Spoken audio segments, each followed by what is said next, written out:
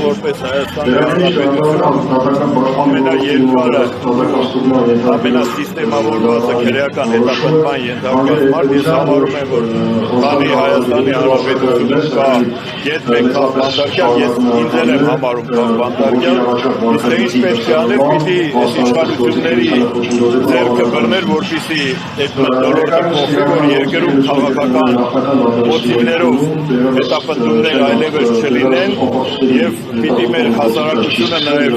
հասկանա, որ երբ որ իշխանությունները սկսում են ցուցափողական պատասխաններ տալ կամ հերքել, թե այս կամ այն մեկը քաղբանտարկյալ չի, ապա դրա տակ ընդամենը թաքնված է մանիպուլյացիա, որովհետեւ որևէ մի քրեական օրենսգրքում մեր տիպի երկրների քաղաքական հոդվածներ չկան, ուստի են մարդիկ, ովքեր որ ենթարկվում են քաղաքական հետապնդման, դրանք հասարակության ընկալման մեջ են քաղբանտարկյալ առաջին հերթին, հետո որ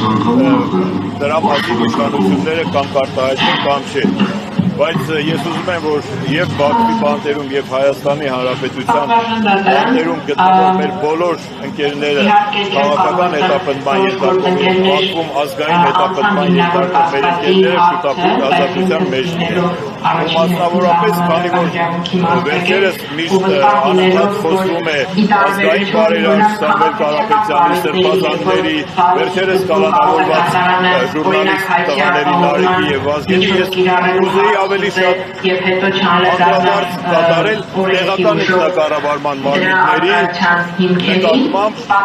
այդ մարմինների ղեկավարների կամ ավականիների նկատմամբ կիրառվող աննախադեպ վերջին 5-6 տարիների ընթացքում ամենաաննախադեպ, ամենաշատ խոյահարման եւ հետապնդմանը ենթարկվել համայնքի ղեկավարները, տեղական ինքնակառավարման մարմինների ներկայացուցիչները եւ այս պահին Հայաստանի Հանրապետության բանտերում են նախկին եւ ներկա դիշելով 3 համայնքի ղեկավարներ Վարդան Ղուկասյանը, Դավիթ Ամբարձումյանը եւ Արթուր Սարգսյանը, որ նաեւ ազգային ժողովի պատգամավոր է, բայց վերեք չմոռանամ, որ առաջին անգամ եւ Արթուր Սարգսյանը քրեական հետապնդման ենթարկվեց, նա Սիսիան համայնքի որպես ղեկավար է։ Ուստի ես ուզում եմ նաեւ եւ հասարակության եւ քաղաքական ուժերի եւ իշխանությունների, եթե այդպիսին կան իհարկե ականջալուր են, որ տեղական ինքնակառավարման մարմինների նկատմամբ այդ բռնի, այդ ոչ մարդկային եւ ոչ ճիշտ պետական կառավարման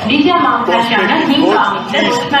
վերաբերմունքը փոխվեն, որովհետեւ տեղական ինքնակառավարման մարմինները այն առաջնային մանդատով եւ ժողովրդին ամենահասանելի մարդիկ են եւ նրանց հեղինակությունը նման էժան քայլերով չի կարելի սասանել։ Ուզում եմ եւս մեկ անգամ մեր ընկերներին ազատություն մաղթել, մեզ էլ բոլորիս պայքարի ոգի, որպես կարողանանք մեր քաղաքացիների կողքին։ Ես ուզում հունավորություն եմ փորձարկում, այս նոթատետրերը, որոնք այս քրեական գործի հասարակության մեծ կոնսոլիդացիայի ներքո միայն լոկալ շարժումները, լոկալ ինչ-որ, չգիտեմ, ուժեղ կամ թույլ երևույթները չեն կարող իշխանության մեքենայի, էլ եմ ասում, հնարավոր չի միայնակ կամ թեկուզ ինչ-որ